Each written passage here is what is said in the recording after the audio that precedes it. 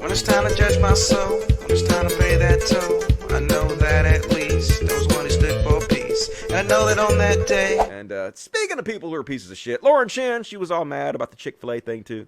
She was all pissed off. I can't believe Chick-fil-A is giving money to homeless people instead of anti-gay groups. What is the world coming to? So anyway, she's mad about everything.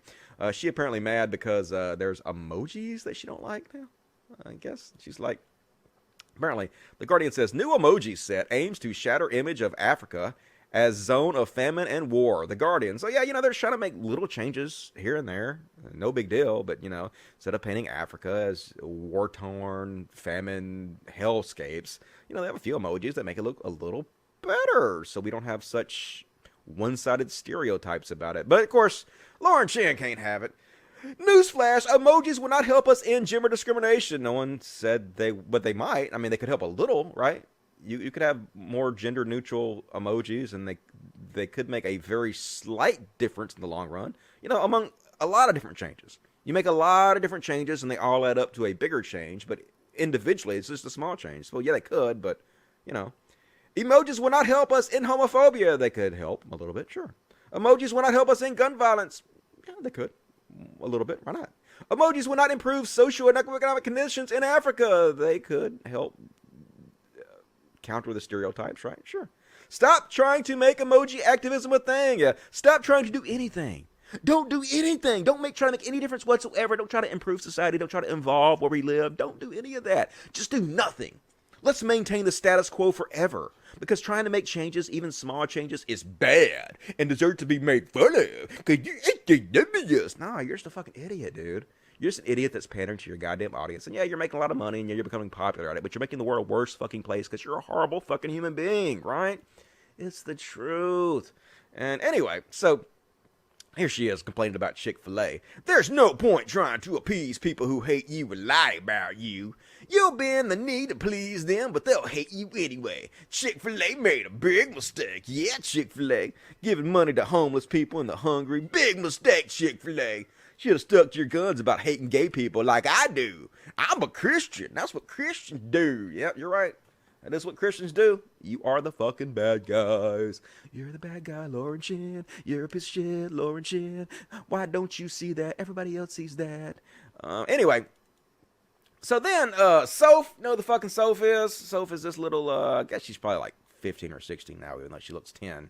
She's still out there making her anti-Semitic, racist bullshit, and she's one of the ones that people like Lauren Chen, and this is the one also, before I play this, that Dave Rubin said she was funnier and more biting than anything on television.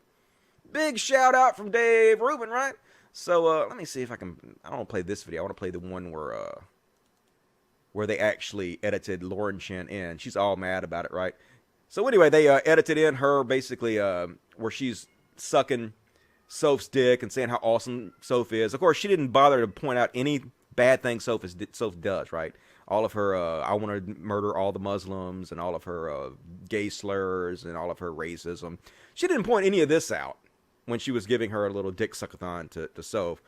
So what they did was they spliced in the stuff. Now, the stuff they spliced in was stuff that Soph said after Lauren Chen made her video. But there was plenty of bullshit stuff that Lauren Chen could have pointed out about Soph before she made her video. But she doesn't do it because she just wants to like sell you that Soph is this truth teller that people are scared of instead of this racist shithead that she is. So anyway, they edited this clip together to make Lauren Chen look like the giant piece of shit she is. And I'll play it for you. But you see, Soph, the latest person to be given the axe, she's different. She's special. Hello, I'm Al Goldstein, as well as every other pornographer that's ever undeservedly lived. What makes Soph stand out, what makes her so unique, isn't exactly easy to explain. I kind of just need to show you. If you think the proliferation of sexual degeneracy hasn't been orchestrated, I think you're blind. I don't even need to tell you what kind of people make up pornographers. Hint, it's the Jews. Spoiler alert, the Jews. It's the Jews. The fucking pornographers are the Jews. The Jews run everything with their degeneracy. The fucking Jews. Yep. Give her more shout outs there, Lauren Chen. Back her up more, right? See what I mean? She got pretty popular since her stuff was funny, plus she also got some shout-outs from some larger channels. Yep, that and, you know, a foul-mouthed little girl on the internet saying some edgy as all hell things that's gonna spark some interest. It's not racist, it's just edgy. Why don't you like her jokes? But you don't have a sense of humor. Fucking comedy's dead and the left is killing it because you can't handle her edgy jokes. She's so edgy by blaming the Jews for everything, right? Good goddamn. Internet saying some edgy as all hell things that's gonna spark some interest. Check Revelation 3:9 and ask yourself if the Jews of today are the same as the biblical Hebrews. Soph has made videos about Islam, climate change, Hollywood pedophilia, allegations of white supremacy. I don't even need to tell you what kind of people make up pornographers. And more. And before YouTube deleted her channel, she had about 1 million subscribers. Yep, so anyway, pointing out Lauren Chen's support of her, and of course she's mad about it. She's like, oh my god, you edited that in. Fucking, she said that after I made my video, you're a piece of trash. But she said plenty of stuff before that. Like, there were all types of evidence out there I've shown before that shows she's a racist piece of shit. So, you know, I just straight up asked her. So now that you're more aware that this awful person you had previously endorsed is a giant piece of shit, could you now point out to your audience the problems you have with Soph and explain to them why they should not support her? And of course, crickets. Fucking no, she can't. No, she won't even respond. No, she won't even acknowledge the question's been asked. Because that goes against her narrative. Her narrative is Soph is a right wing like her, you know.